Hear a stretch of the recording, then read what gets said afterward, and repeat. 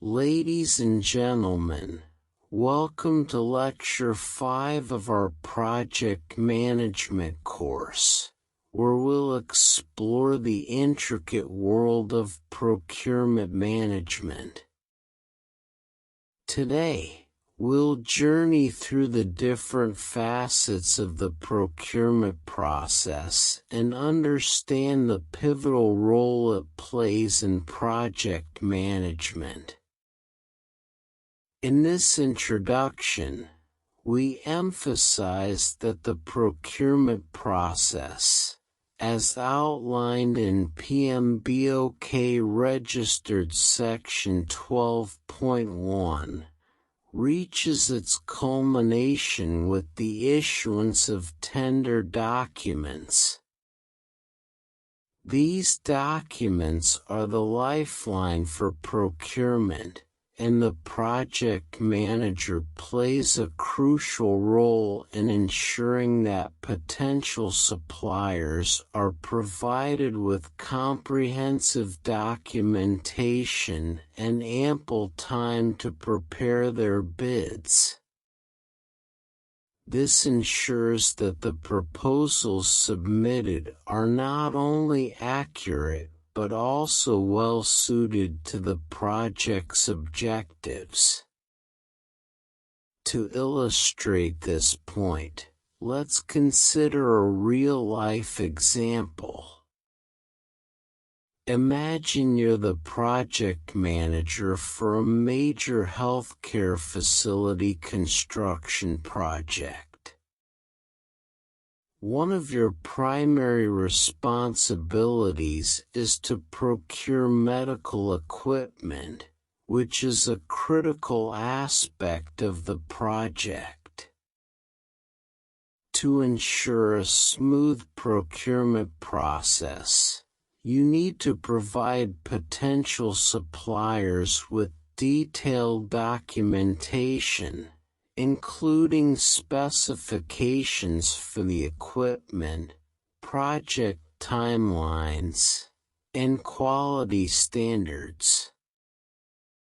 By doing so, you enable suppliers to develop accurate proposals that align with the project's needs, ultimately contributing to the successful completion of the healthcare facility. Now, let's delve into Slide 2, which focuses on the essential process of planning the request for proposal, RFP. To create an effective RFP, your project team should consider several key factors.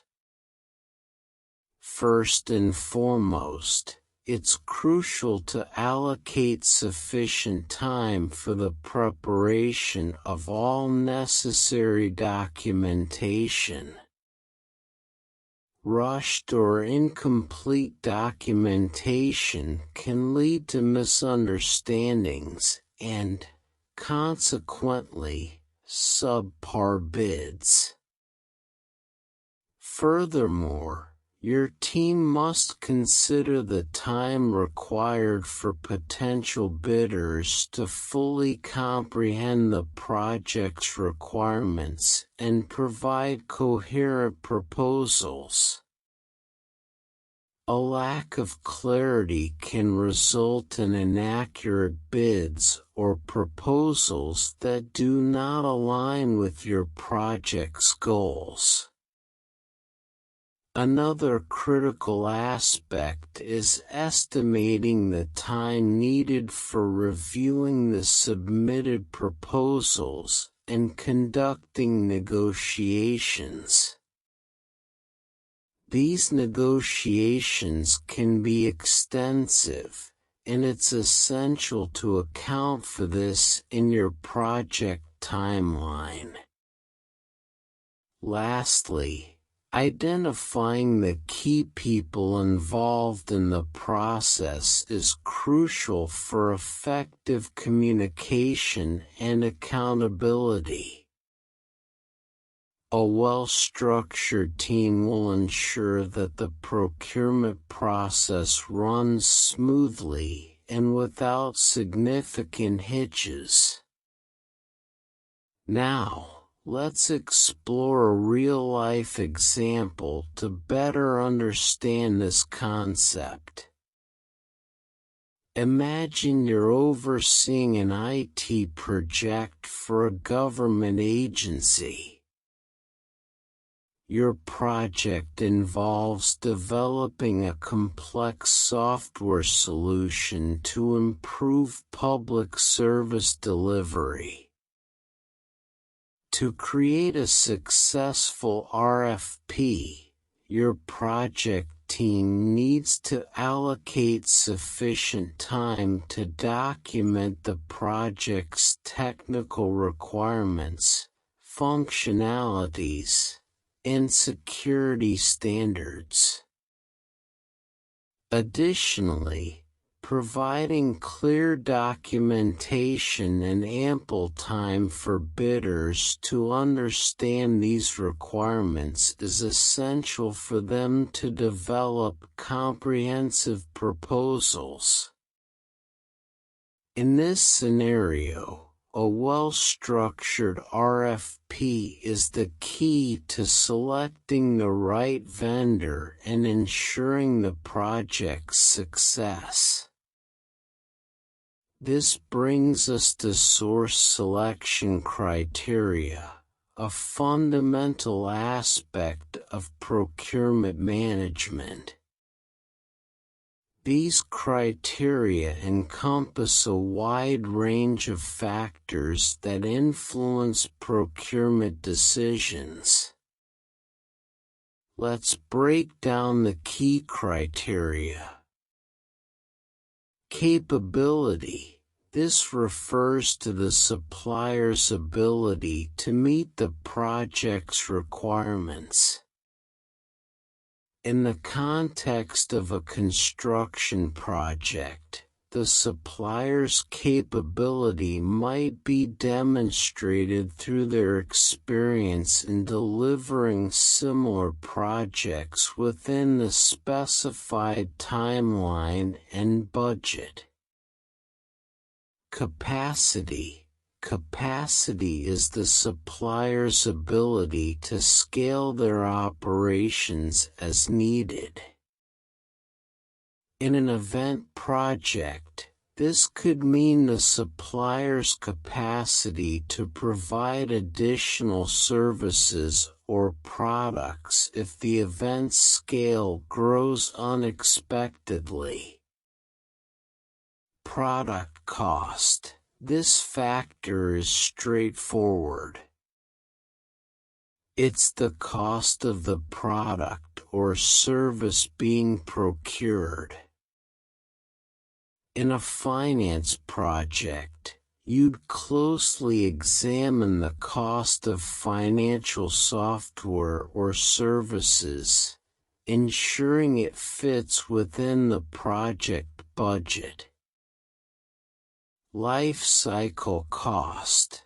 The life cycle cost takes into account not just the initial cost, but also maintenance, support, and other expenses throughout the project's life. In the case of an IT project, this could include the long-term costs of software maintenance. Technical expertise. In the IT industry, technical expertise is paramount. You would assess potential vendors based on their experience in similar projects, certifications, and demonstrated expertise. Technical approach. The approach a supplier plans to take to meet the project requirements. For an IT project, this could involve their software development methodology. Specific relevant experience. Suppliers with a track record of working on similar projects in the finance sector would be preferred for a finance project. Management experience. The experience and competence of the supplier's management team, which is especially vital for complex projects. In construction, an experienced management team ensures efficient project delivery. Adequacy of the proposed approach and work plan versus the SOW. The Statement of Work, SOW, is a critical document in procurement. In a health project, suppliers must align their proposed approach and work plan with the SOW, ensuring that project goals are met. Key staff qualifications, availability, and competence. The qualifications and availability of key personnel are particularly important for project success. In a high-stakes event project, you'd want to ensure that the event management team is highly qualified and available when needed. Financial stability of the firm. Financial stability is a key criterion in various industries, including construction. It ensures that the supplier can meet its financial commitments throughout the project. Suitability of the knowledge transfer program, including training. In an IT project, a knowledge transfer program can be vital. The supplier should provide training to your team, ensuring the sustainability of the project's technology solutions. Now, let's explore real-life examples in different industries to illustrate these criteria. Example 1: Construction project. You're the project manager for a major bridge construction project. Your procurement criteria for a steel supplier include their capability to deliver large quantities of steel within the project's timeline and their experience in similar bridge construction projects. You also evaluate their financial stability, ensuring they can provide the necessary financial guarantees and bonds for the project's success. Example 2: Finance project. Your organization is looking to implement a comprehensive financial software solution. To select a vendor, you assess their technical expertise, especially their knowledge of financial regulations and data security. The vendor's management experience is vital, as they'll be responsible for the successful integration of the software into your existing financial systems. Example 3: Event project. You're planning a major music festival, and you need to procure stage and lighting services.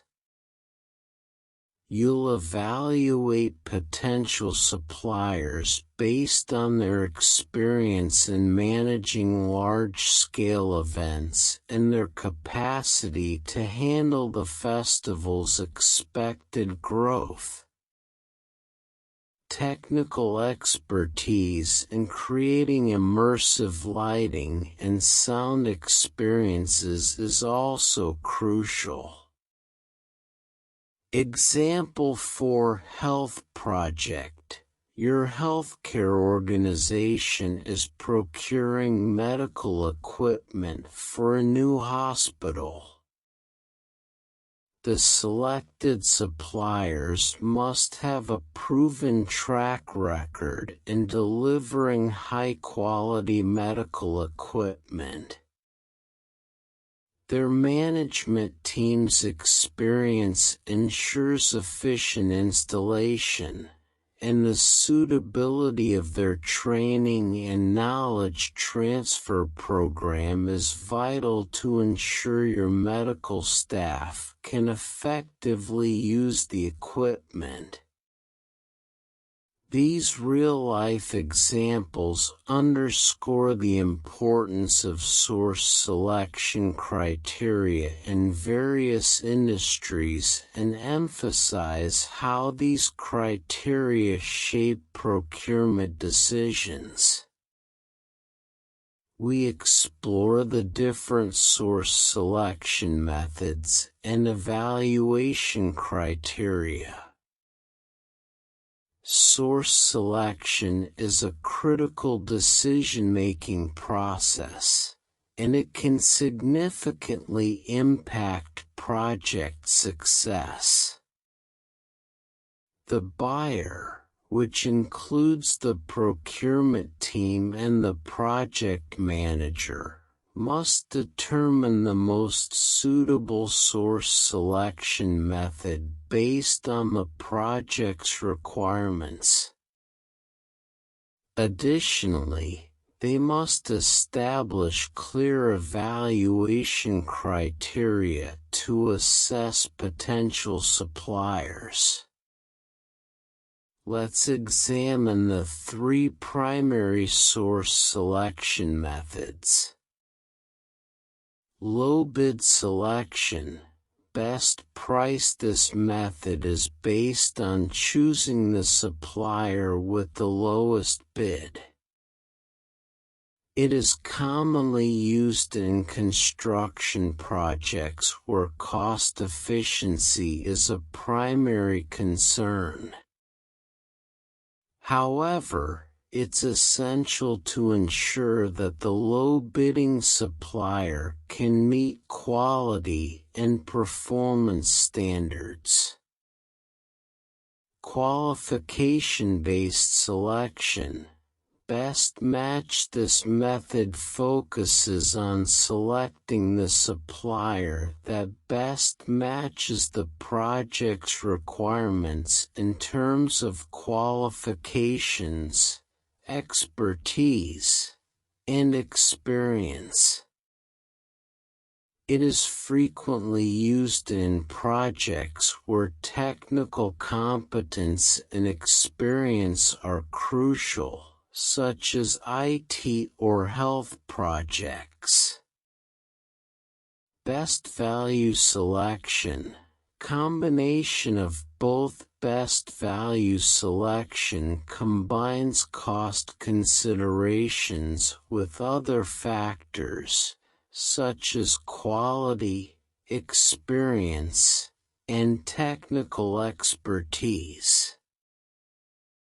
This method aims to strike a balance between cost-effectiveness and the ability to deliver a successful project. It is often applied in complex projects that require a mix of technical and financial considerations. Let's explore real-life examples that demonstrate the application of these source selection methods in various industries. Example 1: Construction project. You're overseeing a highway construction project, and your primary concern is cost efficiency. You opt for a low-bid selection method to choose a contractor. However, you also establish evaluation criteria that consider the contractor's experience in road construction, safety records, and the quality of materials they plan to use. This ensures that although cost is a significant factor, you don't compromise on project quality and safety. Example 2: Finance project. Your financial institution is procuring a software solution to enhance customer service. In this case, you opt for a best value selection method. While cost is important, you also evaluate vendors based on their expertise in the financial sector, their ability to meet security requirements, and their track record of successful implementations in similar institutions.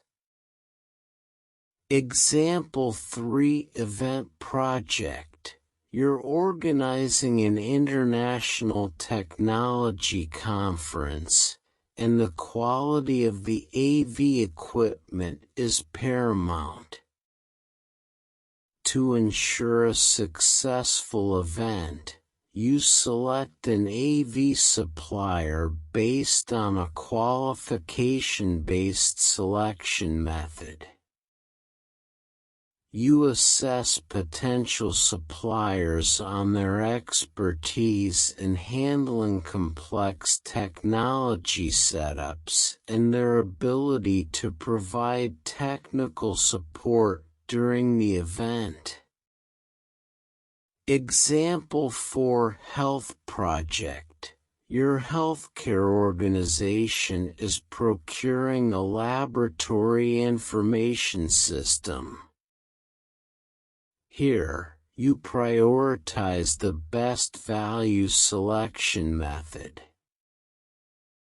While cost is a consideration, you also weigh factors such as the vendor's experience in healthcare IT, their ability to integrate with existing systems, and their track record of delivering reliable solutions to healthcare facilities.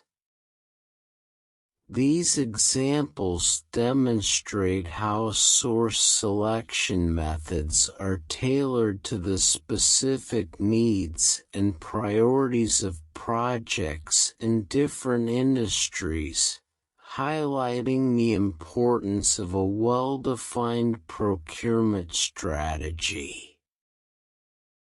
This introduces alternative solicitation types, such as request for standing offer, RFSO, and request for supply arrangement, RFSA. Request for standing offer, RFSO, is a solicitation instrument that differs from the typical request for proposal, RFP, in that the resultant document is not a contract until the government or the procuring entity makes a specific call-up for goods or services. In other words, there's no obligation to purchase until a decision is made. Consider a practical example. You're a government agency responsible for IT services, and you need to procure computer hardware and software. You could use an RFSO to pre-qualify multiple vendors who can offer a range of products and services. This allows you to quickly obtain the necessary goods and services when needed without going through a lengthy procurement process each time. Request for Supply Arrangement, RFSA, is another solicitation type where no contract is issued initially. However, the buyer and the supplier agree on predetermined conditions to apply to a specific type of goods or services. RFSA usually provides ceiling prices that can be negotiated. Let's illustrate this with a real-life example. You're managing a government project that requires office supplies.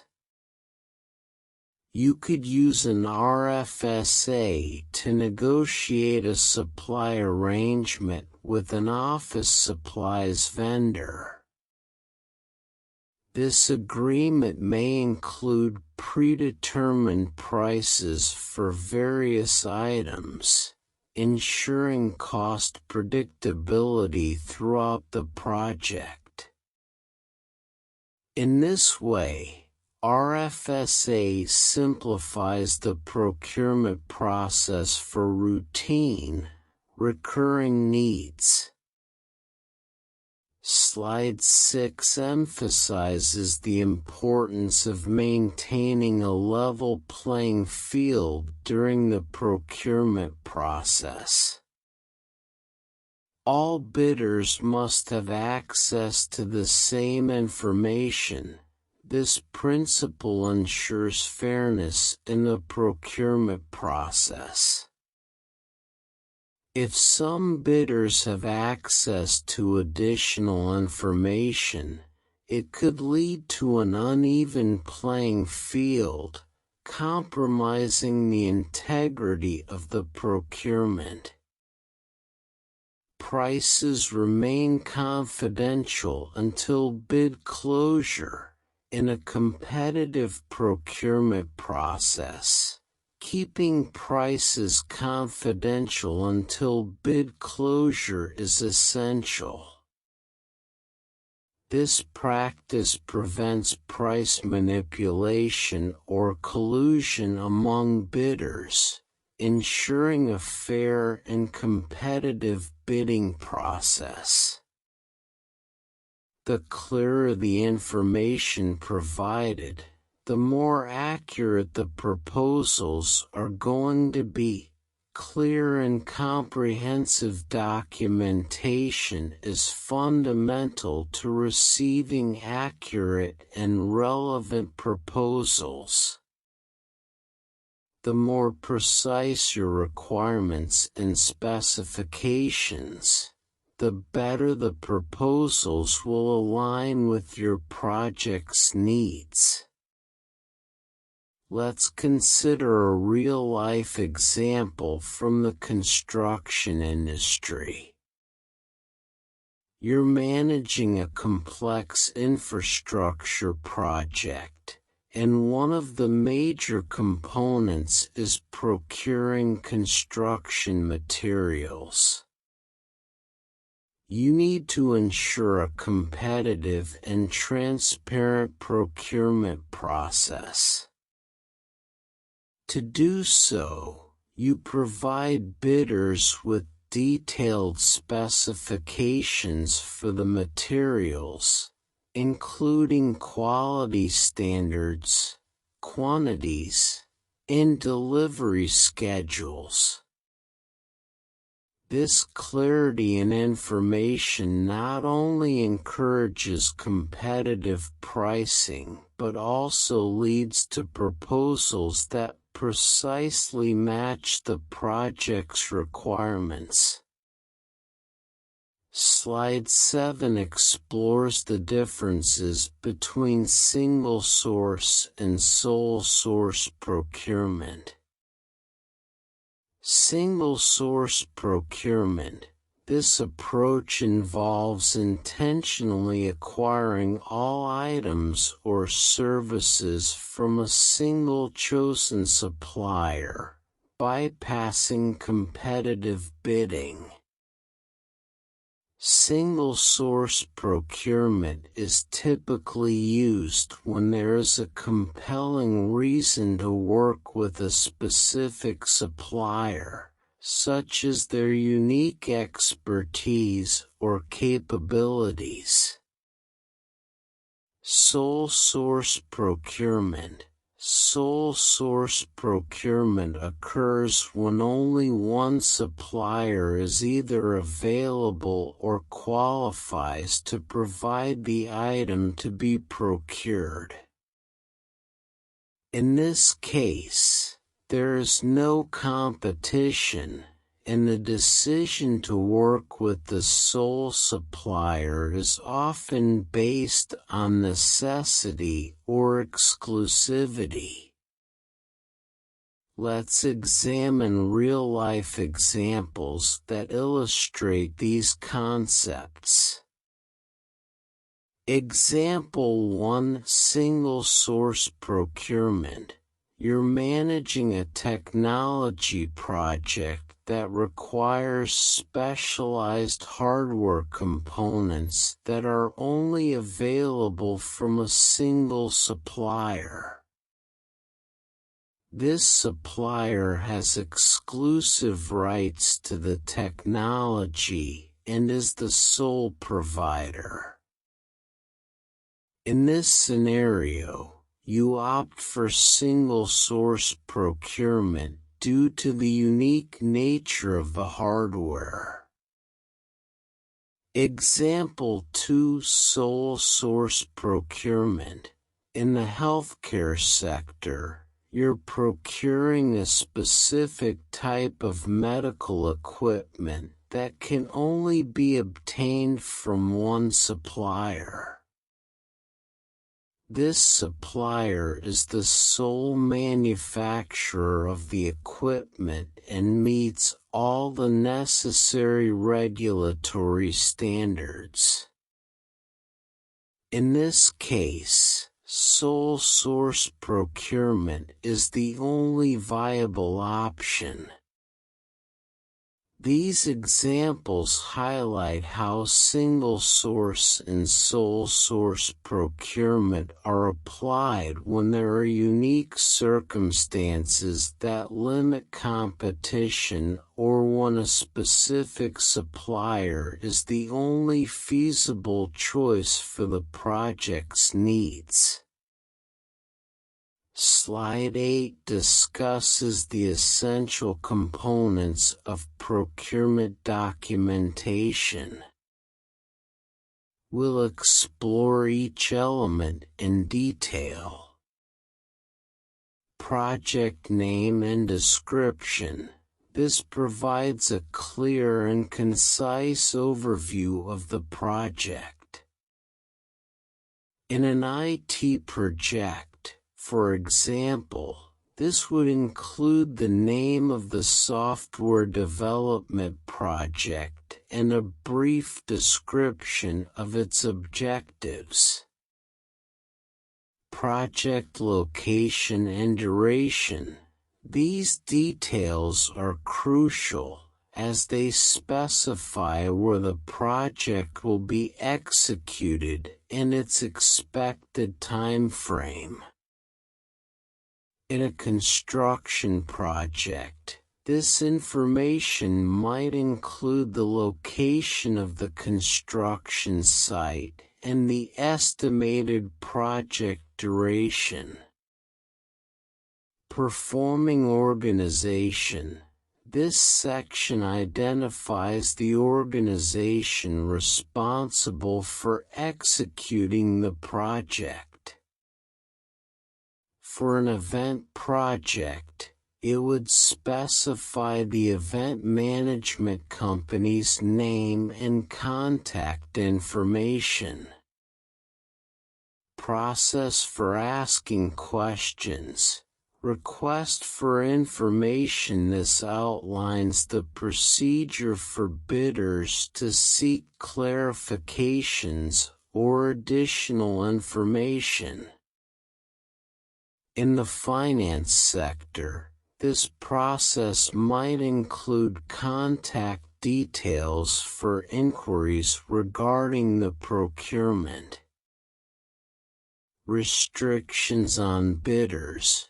Any limitations or qualifications that bidders must meet should be clearly stated. For a health project, restrictions might include specific certifications or licenses required from medical equipment suppliers. Instructions to bidders. This section typically includes contact information for inquiries, the date and time of proposal submission, and any required forms or documents. In an IT project, this information would guide potential software vendors on how to submit their proposals and the necessary documentation. This slide continues our exploration of essential procurement documentation elements with a focus on legal aspects. Include a contract template. A contract template sets the legal framework for the agreement between the buyer and the supplier.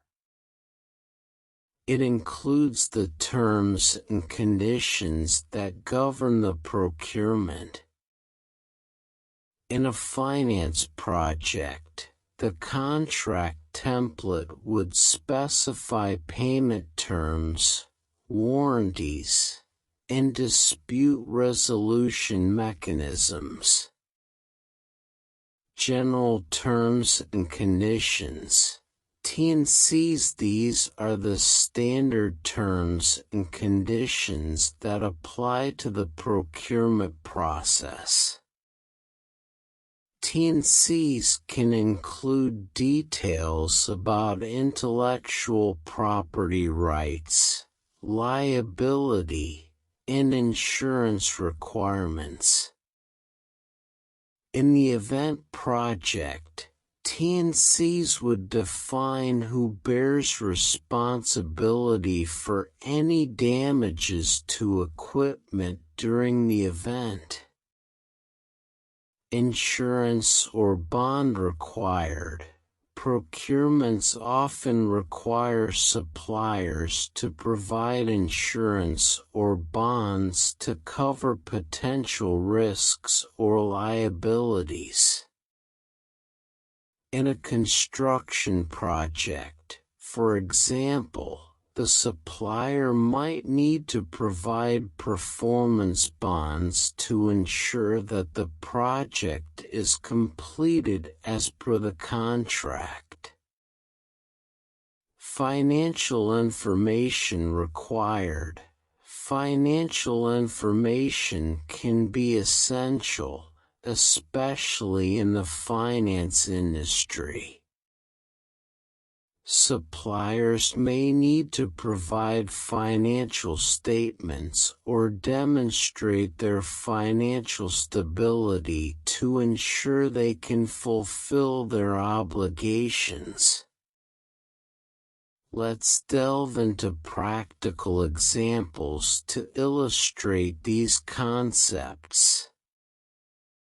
Example 1: IT project. You're overseeing the procurement of a software solution for a government agency. The documentation includes a contract template that outlines the terms and conditions, including payment schedules and software licensing agreements. Given the sensitive nature of government data, the documentation specifies strict data security requirements, including insurance coverage against data breaches. Example 2: finance project. Your financial institution is procuring financial consulting services.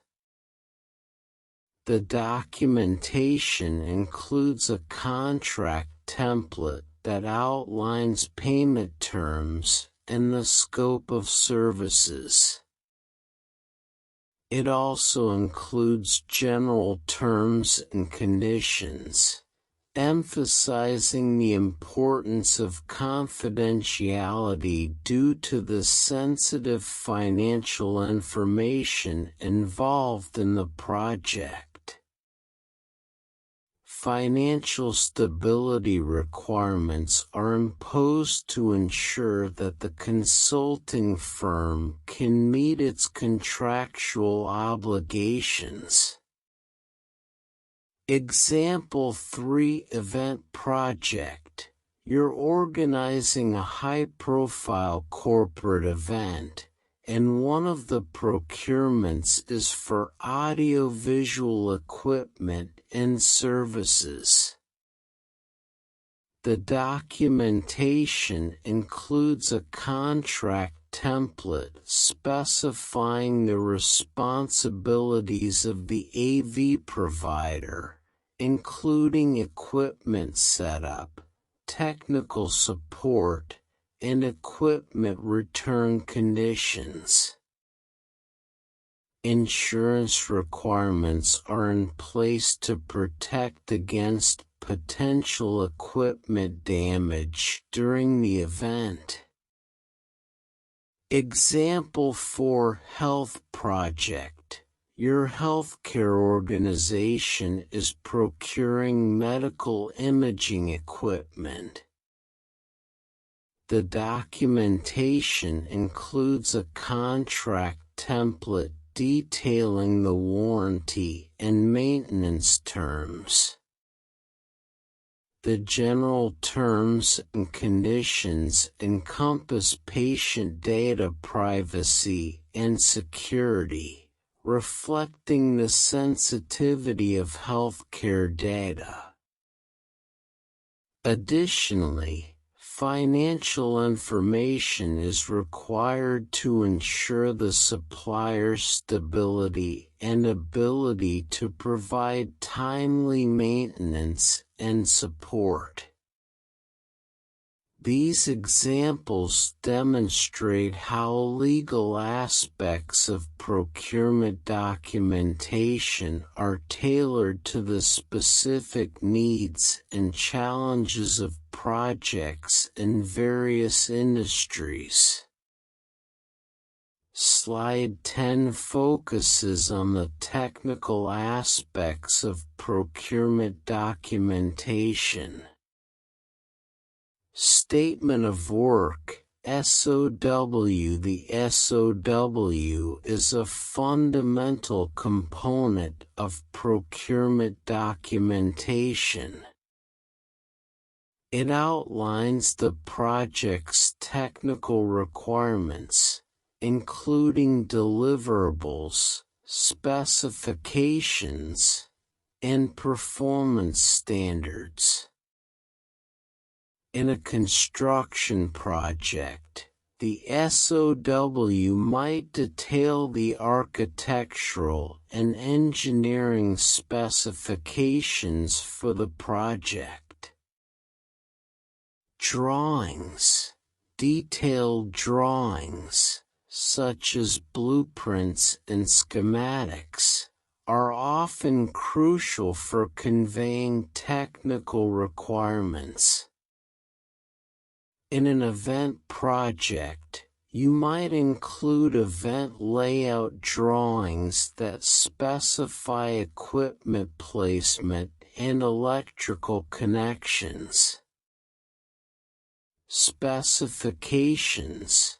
Technical specifications provide detailed information about the quality, size, and functionality of products or services being procured. In a finance project, specifications might include data format requirements for software integration. Special conditions. These are unique or project-specific requirements that don't fall under general terms and conditions. Special conditions can cover anything from environmental standards to safety protocols. For a healthcare project, this might include specific infection control procedures for suppliers working within a hospital environment. Selection criteria. This section outlines the criteria used to evaluate and select suppliers. In a construction project, selection criteria could include experience in similar projects, adherence to safety standards, and the ability to meet project deadlines. Date and time of bidders' conference. The bidders' conference is an essential part of the procurement process, as it allows potential bidders to gain a better understanding of the project's technical requirements and ask questions. In the IT industry, the date and time of the bidders' conference would be crucial for software vendors planning to attend. Slide 11 explores the concept of a bidders' conference, a key meeting between the buyer's project team and potential bidders before proposal submission. Agenda. The bidders' conference typically has a well-structured agenda. This can include a presentation on the project and the solicitation documents, a site visit to provide bidders with a first-hand look at the project site, a review of the project administration plan, a detailed schedule review, discussion of accountabilities, and clarification of the dispute resolution process. Attendance. While attendance at the bidders' conference is not mandatory, it is highly beneficial for potential bidders. Those who attend gain valuable insights and clarifications, increasing their ability to submit well-informed proposals. Bidders who are unable to attend the conference can still submit bids, and will have access to the minutes of the conference. Let's consider a real-life example in the context of an IT project. You're managing the procurement of a comprehensive software solution for a government department. The bidders' conference plays a critical role in this procurement. The agenda includes an overview of the department's IT infrastructure, a site visit to the department's offices to understand the current setup, a presentation on data security requirements, and a discussion of the project timeline. Attendance at the conference is highly encouraged, as it allows potential software vendors to ask questions, clarify technical specifications, and gain insights into the department's specific needs.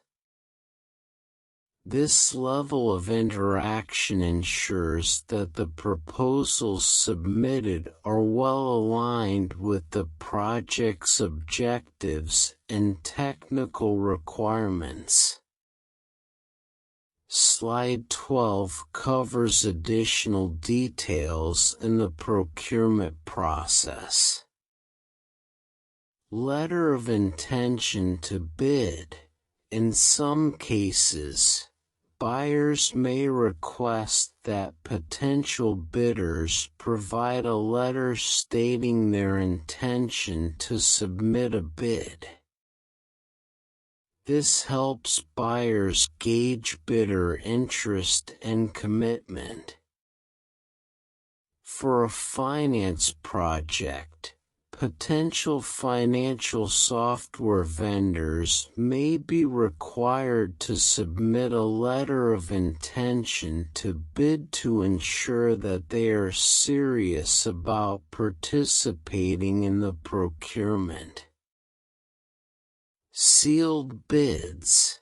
In a sealed bid process, all bidders are required to submit their price proposals in sealed envelopes. These envelopes are then publicly opened at a specified time. It's important to note that the actual evaluation of the bids occurs after the public opening, ensuring that all necessary information is included in each proposal.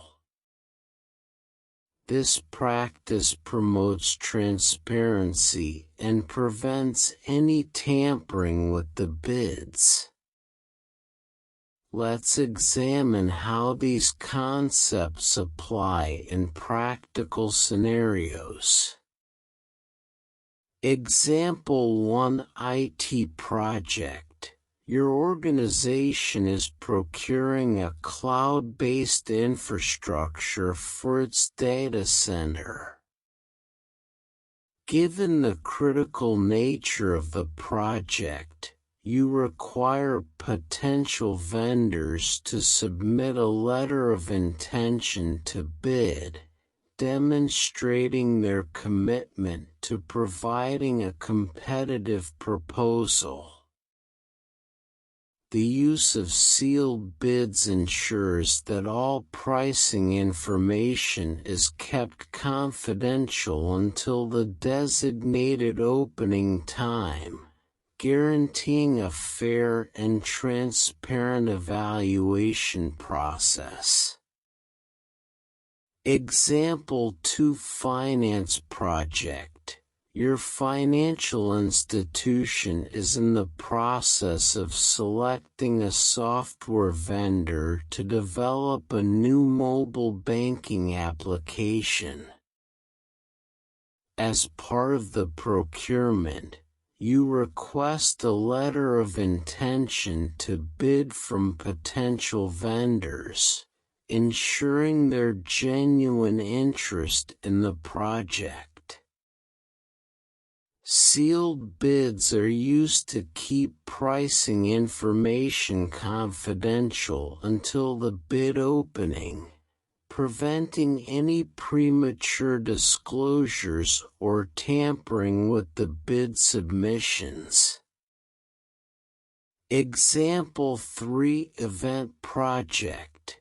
You're organizing a prestigious art exhibition, and one of the procurements is for security services. You require potential security providers to submit a letter of intention to bid, ensuring their commitment to delivering high-quality security services. The use of sealed bids guarantees a fair and confidential bid evaluation process, preventing any undue influence on pricing. Example 4 Health Project. Your healthcare organization is procuring advanced medical imaging equipment for a new hospital wing. To ensure the seriousness of potential suppliers, you request a letter of intention to bid.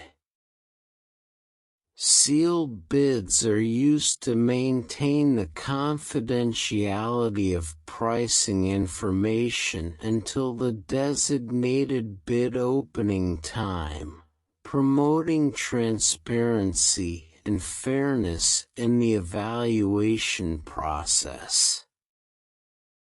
In each of these examples, the use of sealed bids and letters of intention to bid enhances the integrity of the procurement process, ensuring that vendors are committed and that pricing information is protected until the appropriate time.